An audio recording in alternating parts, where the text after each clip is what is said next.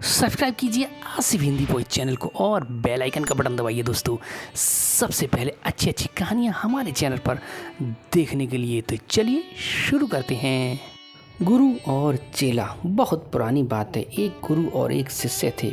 वे दोनों अलीगढ़ में रहते थे। एक दिन किसी कार्य से मथुरा जा रहे थे। मथुरा जाते जाते उन्हें रास्ते में ही रात हो गई। चारों ओर घना जंगल था और अंधेरी रात थी।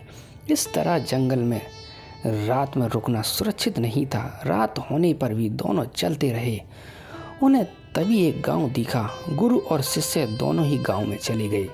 गांव में उन्हें एक झोंपड़ी दिखलाई दी। गुरु ने शिष्य से कहा कि आज हम इसी झोंपड़ी में रुकेंगे। गुरु और शिष्य दोनों झोंपड़ी में गए और झोंपड़ी का दरवाज़ा खटखटाया। झोंपड़ी से एक गरीब आदमी बाहर आया और गुरुजी उस व्यक्ति से बोले, हम दोनों बहुत दूर से आ रहे हैं और रात अधिक हो गई है। जंगल में रहना खतरे से खाली नहीं है, इसलिए हम रात में यहाँ रुकना चाहते हैं। वह व्यक्ति बहुत गरीब जरूर था, किंतु दिल से बहुत नेक इंसान था। उसने सम्मान के साथ गुरु और शिष्य को झोंपड़ी के अंदर बुलाया और उन्हें टेस्टी खाना करवाया और रात में सोने के लिए बिस्तर भी लगा दिए। खाना करने के बाद गुरुजी ने उस गरीब आदमी से पूछा, तुम्हारा घर तो बहुत छोटा है, किंतु तुम दिल के बहुत धनी हो। तुम्हारी रोजी रोटी का साधन क्या है? उस गरीब व्यक्ति ने गुरु के मुंह से अपनी तारीफ के लिए शुक्रिया दिया और बोला, मेरे पास इस गांव में सबसे अधिक ज़मीन है, किंतु वह ज़मीन बंजर है जिस पर किसी भी प्रकार की खेती संभव नहीं है।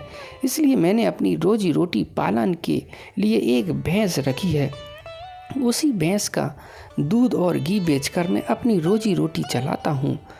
उस व्यक्ति की बात गुरुजी को कुछ अजीब सी लगी, किंतु वह कुछ नहीं बोले और सोने चले गए।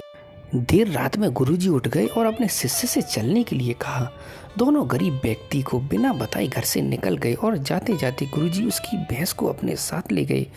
अपने गुरु का ये बिहेवियर शिष्य को अच्छा नहीं लगा और वह बोला, गुरुजी, इस गरीब व्यक्ति के पास रोजी रोटी का यही एकमात्र साधन है।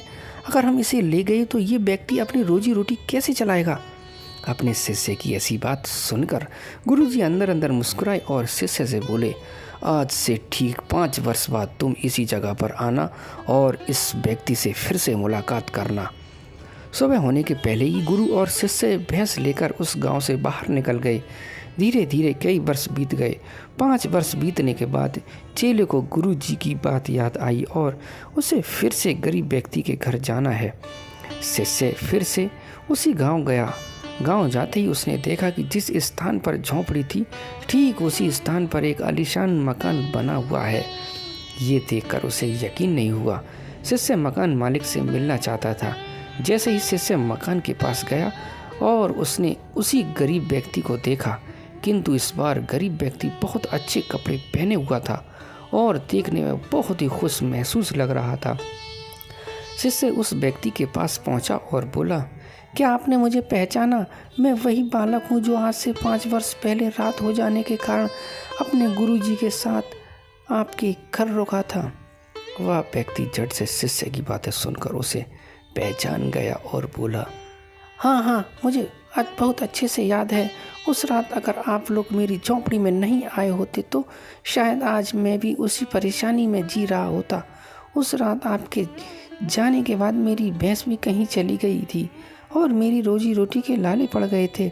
मैंने अपनी बंजर ज़मीन पर मेहनत की और बहुत मेहनत के बाद उस ज़मीन को उपजाऊ बना लिया और अब उस बंजर ज़मीन पर मेरी हरी भरी फसलें लहरा रही हैं। इसी ज़मीन की बदौलत मैं आज इस गांव का सबसे खुश किसान बन गया हूँ। शिष्य को अब समझ में आया कि गुरुजी उस रात उस व्यक्ति की भैंस क्यों ले गए थे। शिष्य के मन में अब अपने गुरु के लिए पहले से भी कई ज़्यादा अधिक सम्मान था। तो दोस्तों, इस कहानी से हमें ये शिक्षा मिलती है कि गुरु द्वारा लिए गए निर्णय देखने में भले ही कठोर लगें, किंतु वो लोगों की भलाई के लिए ही उठाए जाते हैं। गुरुजी जो करते हैं बड़ा सोच समझ कर करते हैं। तो दोस्तों, आप भी किसी के स्टूडेंट हैं या चेले हों तो हमेशा अपने गुरुजी की बातें मानें, उनकी रेस्पेक्ट करें। तो दोस्तों, कैसी लगी वीडियो? अगर वीडियो अच्छी लगी हो तो चैनल को सब्सक्राइब करो और वीडियो को शेयर करो, लाइक करो। तो मिलते हैं इससे भी अगली अच्छी वीडियो में। गुड बाय दोस्तों।